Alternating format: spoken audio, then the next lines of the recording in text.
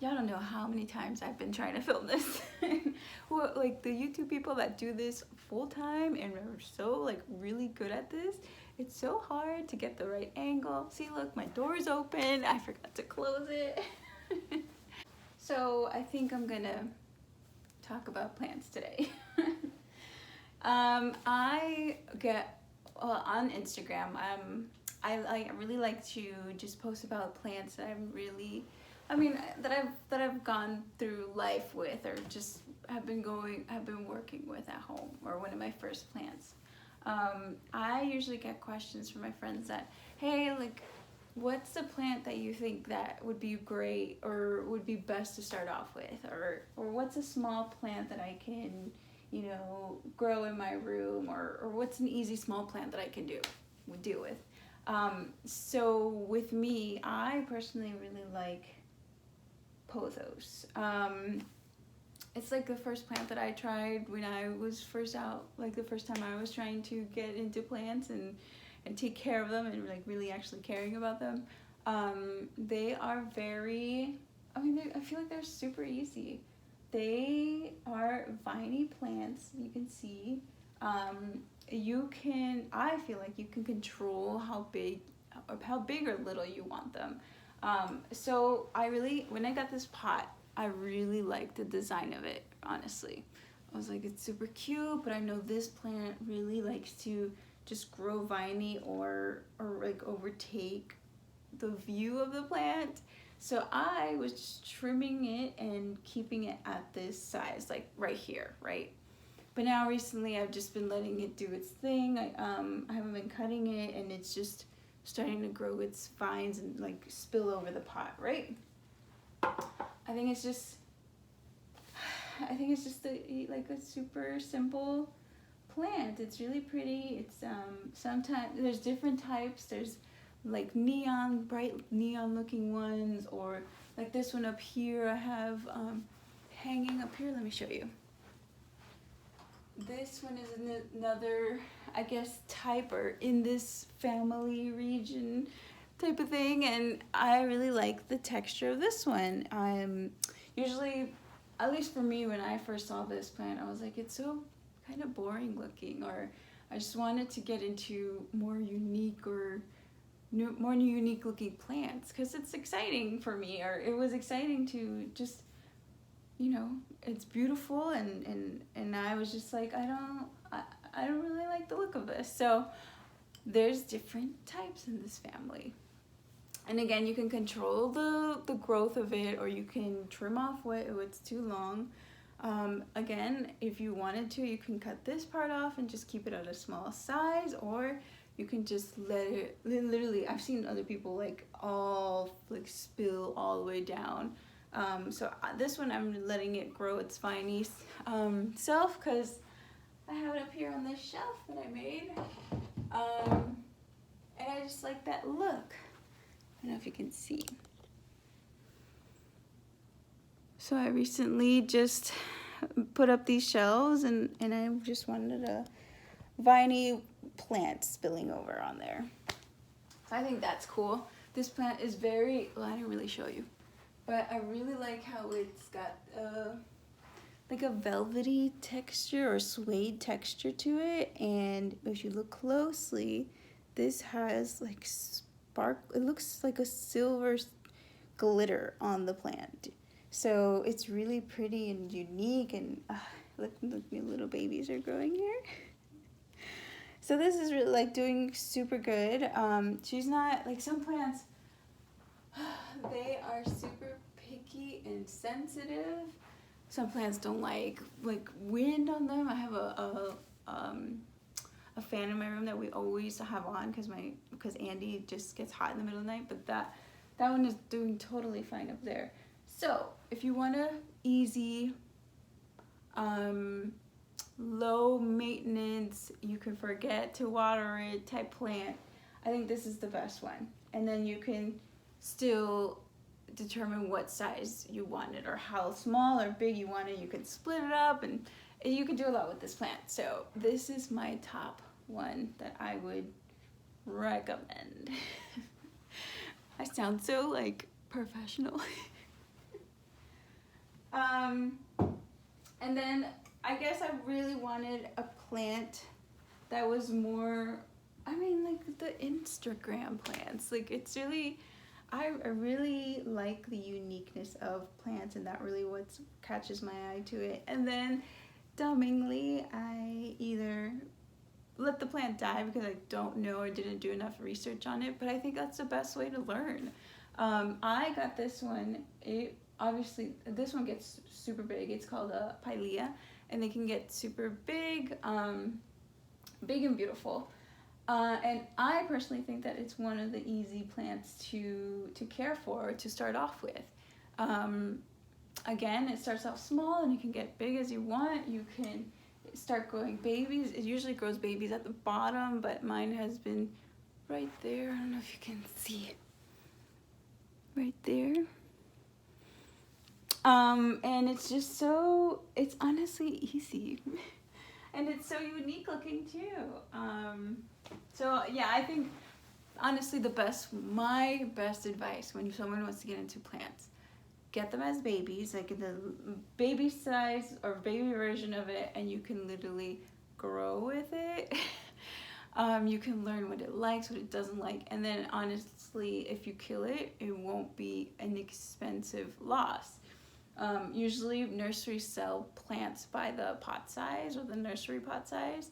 So obviously the smaller the size that the baby is in, the pot size it's in, the cheaper it is. I think I got this plant when it was a baby, $3, because I was like, I wanted a huge one, but they were expensive, and then it obviously would be a hurt or a loss. If I'd be disappointed if I killed a huge, regular sized plant, and it was expensive. So that's, I think, my biggest thing that I learned. Get them as babies, grow with them, and they won't be as expensive, and it won't give you such a, damn it, I killed it and it was so expensive type of situation. So this is a pilea, or a money tree, Chinese money tree, that I really, really like. And then speaking of money trees, honestly, money trees are so easy. This is one that Andy gave me as a gift, and it was, I don't know how much he spent on it, but it didn't have this part, and it's growing. This grows into a big tree and can last you for forever if you take care of it well. And I think I forget to water this thing, and it just has been growing. If it has bright light, not direct light, it just does really good. Another way that I like to tell when I need to water the plant, obviously you can tell by the leaves if it's drying out, or kind of like you can tell if you're overwatering or underwatering plants. But definitely my go-to is sticking my finger in the dirt in like about an inch or so, like this. And if it comes out, you can tell if the dirt is damp or not, and just water it when you think when the dirt is obviously not sticking onto your finger, or on the edges of the pot. When the dirt dries out, it tends to clump together and separate a little bit from the pot itself, and then that's when I can tell, I need to water you, please don't die. So yes, this is bright light like this type of lighting would be awesome. And then it's super easy to, if you can, I usually water it like once a week, usually once a week during this winter, or twice a week in the summer. Obviously there's more sun and it's growing. So this is another plant that I would recommend, and it's interesting looking, and supposedly it is like it brings you good fortune or something like that. And I always tell Andy, let's not kill it or we're gonna have bad luck with money. So I think another one that I really like, and it's obviously a popular thing if you are starting to get into plants, is the snake plant. There's different types or different ones that look that are in the family but look a little different. I know there's like a lime greenish, more stripy looking than this, that I want to get my hands on, and just, you know, it's so eye-catching to me. But this is super easy. I forget to water it and it's still freaking giving me babies. Look, it's coming through. I have three new babies coming in through here. So, and then I have this. This is a cutting from originally that plant, and it's coming through with, you know, more babies. So I think it's super easy. I like to say this is the mall plant. You know, when you're walking through the mall and their little, you know, decorative spots, because you can literally forget to water these things. Or it's just like, it's a low maintenance type of plant. They can get super big, or obviously you can have it this size. And I think it's been maybe 2-3 years that I've had this now, and it's still, I probably changed it from its original pot, I think once already. And yeah, it's still doing good in this side of the pot. I have it on a shelf. It's not taking too much space. I got this as a baby, and that's why it's so small, and it's taking, you know, not taking so much space, and I'm learning from it through the years. So snake plants, super easy. They're unique looking, and